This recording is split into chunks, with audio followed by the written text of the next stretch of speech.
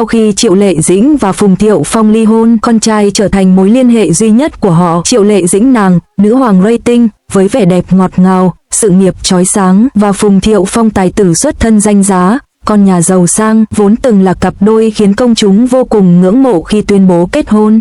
Năm 2018, tin tức họ đăng ký kết hôn nổ ra như một quả bom truyền thông. Người hâm mộ gọi đây là sự kết hợp của ngọc nữ màn ảnh và công tử hào môn. Trong đám cưới đơn giản nhưng ấm áp, nụ cười hạnh phúc trên môi Triệu Lệ Dĩnh cùng ánh mắt dịu dàng của Phùng Thiệu Phong từng khiến nhiều người tin rằng đây sẽ là một cuộc hôn nhân bền chặt. Ngay sau đó, sự ra đời của con trai đầu lòng càng khiến gia đình nhỏ ấy thêm trọn vẹn. Hình ảnh Phùng Thiệu Phong bế con trong bệnh viện đứng cạnh Triệu Lệ Dĩnh mệt nhoài nhưng mãn nguyện đã trở thành kỷ niệm khó phai trong lòng người hâm mộ. Nhưng cuộc sống hôn nhân không phải lúc nào cũng ngập tràn mật ngọt. Tin đồn về sự khác biệt trong lối sống, công việc cũng như quan niệm gia đình giữa họ dần xuất hiện. Triệu Lệ Dĩnh là mẫu phụ nữ hiện đại, tự lập, mạnh mẽ, muốn tiếp tục theo đuổi sự nghiệp diễn xuất dù đã lập gia đình. Trong khi đó, Phùng Thiệu Phong mong cô dành nhiều thời gian hơn cho mái ấm và con trai. Bận rộn với phim trường, ít có thời gian dành cho nhau, những mâu thuẫn nhỏ tích tụ thành khoảng cách lớn. Nhiều nguồn tin cho rằng họ cãi vã vì bất đồng trong cách chăm sóc con, vì lịch trình công việc dày đặc, và cả sự kỳ vọng từ phía gia đình nhà chồng. Tuy không ai trong số họ công khai thừa nhận lý do, nhưng ai cũng hiểu rằng tình yêu ngọt ngào ban đầu đã không còn đủ để xoa dịu tất cả những mâu thuẫn. Thực tế, năm 2021, cả làng giải trí chấn động khi Triệu Lệ Dĩnh và Phùng Thiệu Phong cùng tuyên bố ly hôn. Bản thông báo ngắn gọn, chỉ vỏn vẹn vài dòng, hai người sau khi cân nhắc kỹ lưỡng quyết định chấm dứt quan hệ hôn nhân, nhưng sẽ cùng nhau nuôi dạy con trai. Đằng sau lời văn điềm tĩnh ấy là cả một nỗi đau không thể nói thành lời. Người hâm mộ thương xót, tiếc nuối, và không ít người đặt câu hỏi tại sao một gia đình tưởng như hạnh phúc lại tan vỡ nhanh đến thế.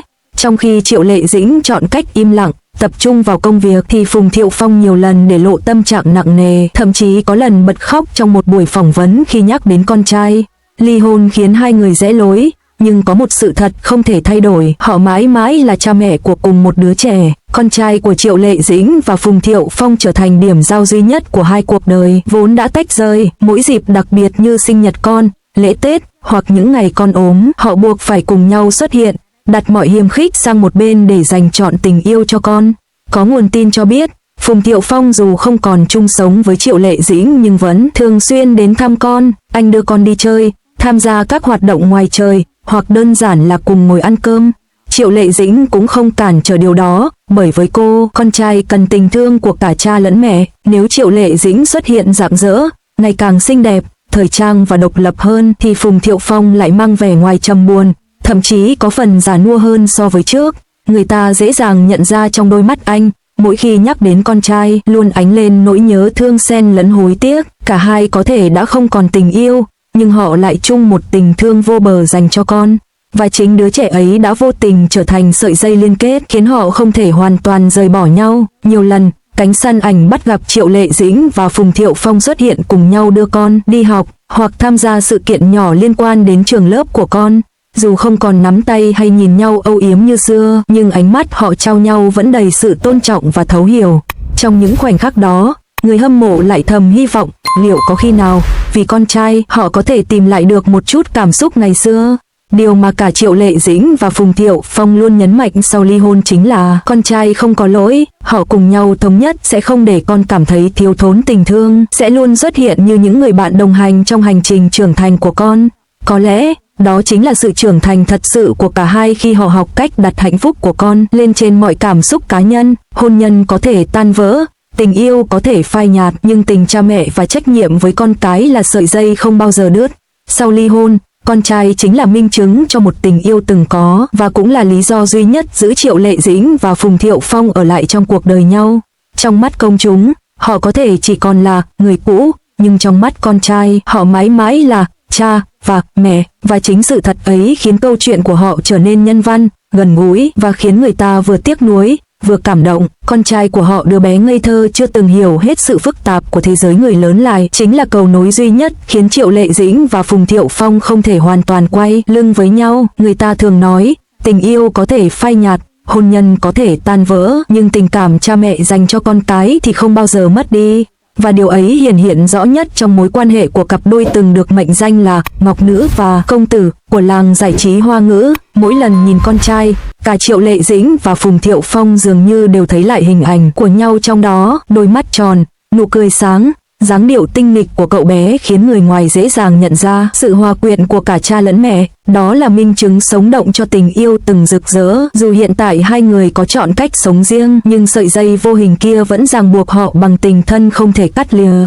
Sau ly hôn, nhiều lần Phùng Thiệu Phong bị bắt gặp lặng lẽ đứng ngoài trường học chờ đợi con trai tan lớp. Anh không muốn gây chú ý, không muốn cánh truyền thông soi mói, nhưng đôi mắt đỏ hoe khi nhìn con chạy ra từ cánh cổng trường thì không thể giấu được.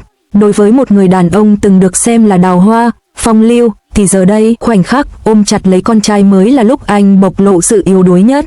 Còn Triệu Lệ Dĩnh, dù bận rộn với lịch trình dày đặc, vẫn dành mọi khoảng thời gian rảnh để ở bên con. Người ta từng thấy cô bế con trong siêu thị, cùng con đi dạo công viên, thậm chí không ngại gạt bỏ lớp son phấn để làm một người mẹ bình dị. Chính trong những giây phút ấy, khán giả càng thêm khâm phục cô, một minh tinh hàng đầu nhưng luôn đặt thiên chức làm mẹ lên hàng đầu. Thỉnh thoảng, truyền thông còn hé lộ những lần cả hai cùng xuất hiện trong một khung hình chỉ vì con trai. Dù không nhìn nhau, không trò chuyện nhiều, nhưng sự hiện diện của họ ở cùng một nơi đã khiến cư dân mạng xôn xao. Ai cũng thấy, tình cảm vợ chồng có thể đã tắt, nhưng tình cha mẹ thì vĩnh viễn còn đó. Có người bình luận rằng, con trai chính là sợi dây cuối cùng níu giữ hai con người từng yêu nhau tha thiết. Có lẽ, chính đứa trẻ này mới là hy vọng duy nhất để hai người một ngày nào đó có thể thật sự nhìn lại nhau. Sự thật, không ai biết tương lai sẽ thế nào. Có thể họ sẽ mãi đi trên hai con đường song song, chỉ gặp nhau khi cần thiết cho con. Cũng có thể, thời gian sẽ làm dịu đi vết thương, để khi đứng cạnh con trai, họ nhận ra rằng mình từng có một gia đình đẹp đến thế nào, và sự tiếc nuối đó sẽ biến thành động lực cho một sự khởi đầu khác. Nhưng dù kết cục ra sao, cậu bé ấy vẫn là trung tâm, là sợi dây gắn kết không thể thay thế.